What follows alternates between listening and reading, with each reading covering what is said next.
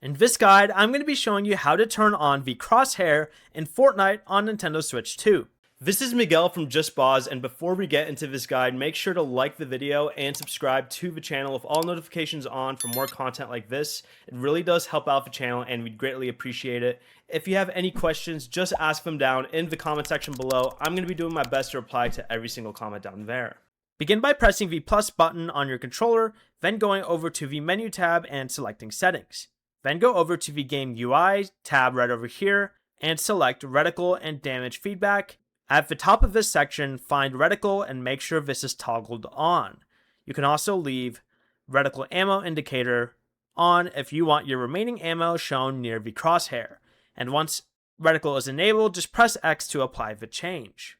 Before you leave, remember to like the video and subscribe to the channel with all notifications on for more content like this. It really does help out the channel and we'd greatly appreciate it. And if you did have any questions, just ask them down in the comment section below. I'm going to be doing my best to reply to every single comment down there. Peace.